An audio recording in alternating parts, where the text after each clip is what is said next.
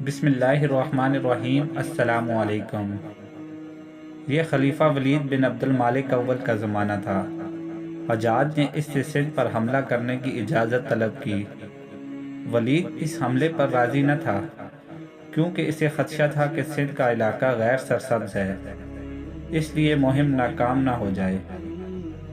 کچھ پش و پیش کے بعد ولید نے راجہ داہر پر حملہ کرنے کی اجازت دے دی۔ حجاج نے ایک فوجی لشکر عبید اللہ کی قیادت میں سندھ روانہ کیا۔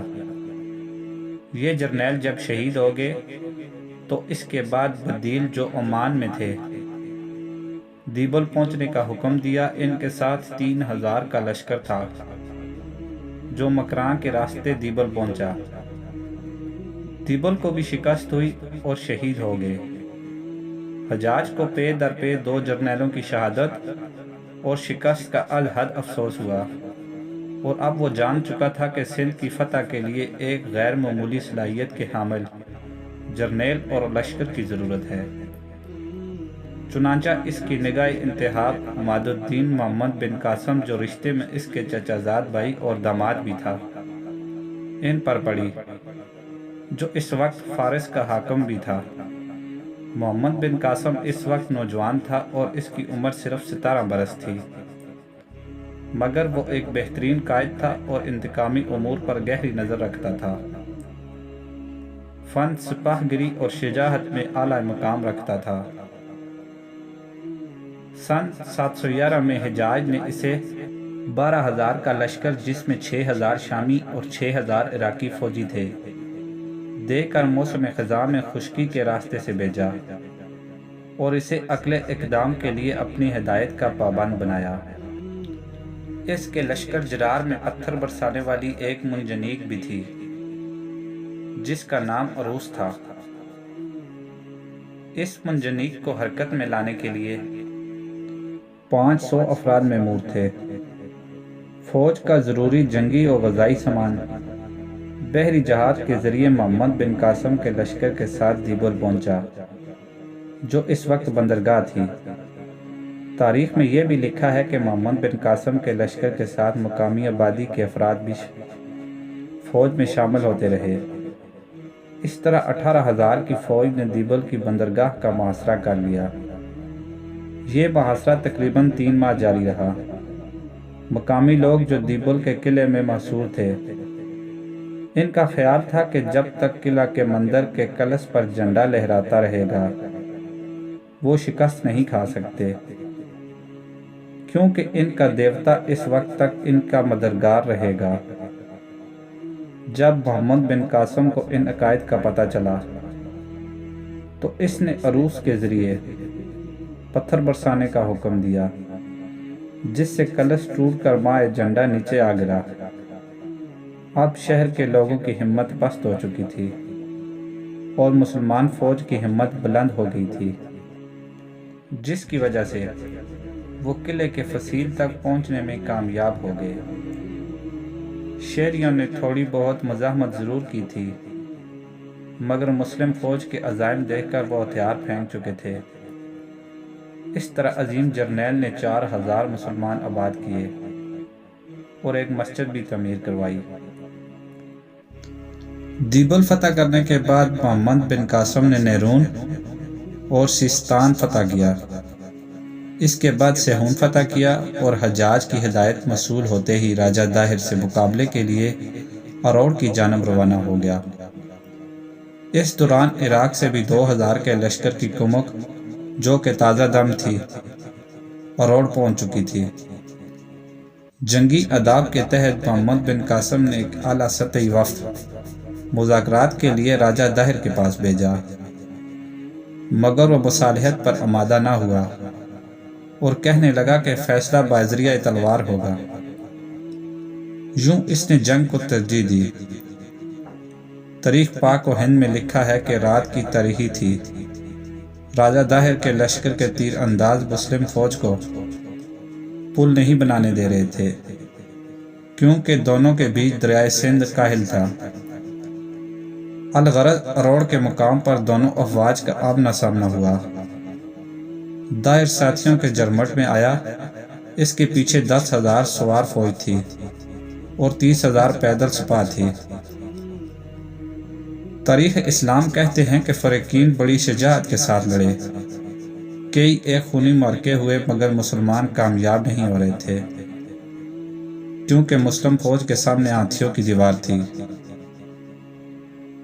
تب انہوں نے بارود کو آگ لگائی، جس کے سامنے ہاتھیوں کی دیوار مٹی کی طرح ڈہ گئی۔ راجہ داہر کی فوج بدحواس ہو کر بھاگی۔ خود راجہ داہر کا ہاتھی بھی بدریک کر بھاگا اور ندی میں کود پڑا۔ مسلمانوں نے ہاتھی پر تیر برسانے شروع کیے۔ فیلبان نے ہاتھی کو اٹھایا مگر وہ سیدھا قلعے کی طرف بھاگا۔ داہر کی فوجوں نے برابر مقابلہ کیا۔ کئی سردار بے جگری سے لڑے مگر مار لیے گئے۔ یہ دیکھ کر راجہ داہر کی ہمت بڑھی اور وہ پیدل ہی میدان جنگ میں وار ہو گیا اور آخر کار وہ بھی مارا گیا۔ یہ دیکھ کر راجہ داہر کی ایک رانی 15,000 سپاہیوں کو لے کر قلعے میں محصور ہو گئی، لیکن جب اس نے دیکھا کہ اب شکست ہو چکی ہے یا شکست یقینی ہے تو جوہر کی رسم ادا کرتے ہوئے اپنی زندگی کا بھی خاتمہ کر لیا اور اروڑ بھی مسلمانوں کے ہاتھ آ گیا۔ اس عظیم فتح کے بعد محمد بن قاسم برہمن آباد پہنچا۔ راجہ داہر کا بیٹا جے سنگھ یہاں حکمران تھا۔ یہاں بھی ہندو فوج قلعہ بند ہو کر مقابلہ کر رہی تھی۔ کہتے ہیں کہ جے سنگھ اس معرکہ میں شریک نہیں تھا۔ شہریوں نے محاصرے سے تنگ آ کر قلعے کا دروازہ کھول دیا اور مسلم فوج شہر میں داخل ہو گئی۔ داہر کی ایک بیوی لاڈی یہاں موجود تھی، جسے محمد بن قاسم نے اپنے نکاح میں لے لیا تھا۔ اروڑ داہر کے دوسرے بیٹے کے قبضے میں تھا، جس کا نام گولی تھا۔ اس نے بھی چند روز تو محمد بن قاسم کا مقابلہ کیا، آخر راہ فرار اختیار کی اور یہ قلعہ بھی مسلمانوں کے ہاتھ فتح ہو گیا۔ اس کے بعد محمد بن قاسم نے ملتان کی جانب پیش قدمی کی، کیونکہ اس وقت ملتان سندھ کا حصہ تھا اور مذہبی طور پر بدھوں کا بڑا مرکز تھا اور ان کا تیرتھ بھی۔ یہاں کے بت قدے میں بے شمار دولت تھی جو مسلمانوں کے قبضے میں آئی۔ لازری کے بیان کے مطابق 18 گز لمبا اور 10 گز چوڑا ایک کمرہ صرف سونے سے بھرا ہوا تھا جو مسلم فوج کو ملا۔ اس سرزمین کو اس وقت مرکزی حیثیت حاصل تھی۔ سندھ کے اکثر شکست خوردہ حکمرانوں نے مشورہ دیا کہ قلعہ بند ہو جاؤ، چنانچہ مسلمانوں نے کئی ہفتے بلکہ مہینوں تک محاصرہ کیے رکھا۔ چچ نامے میں لکھا ہے کہ دوران محاصرہ ایک ملتانی پکڑا گیا جس نے مسلم فوج کو قلعے میں پانی کی سپلائی بند کرنے کا مشورہ دے دیا۔ تدبیر کارگر ثابت ہوئی، دروازہ کھل گیا اور انہوں نے مسلمانوں کی اطاعت قبول کر لی۔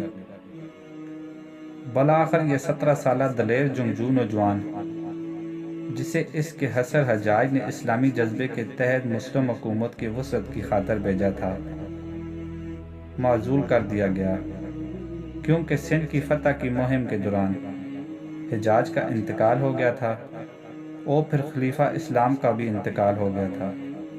اس کی جگہ سلیمان خلیفہ بنا، جس کے بارے میں کہا جاتا ہے کہ سلیمان حجاج کا سخت مخالف تھا، کیونکہ حجاج سلیمان کے خلیفہ بننے کے حق میں نہ تھا۔ اس نے سلیمان کی جگہ یزیدین مہلک کو عراق اور مشرقی علاقوں کا نائب السلطنت مقرر کیا۔ ان حالات میں محمد بن قاسم کا زوال ہوا، اسے قید میں ڈال دیا گیا اور پھر یہیں اس کا انتقال ہو گیا۔ اس پر بھی مختلف روایتیں آئی ہیں۔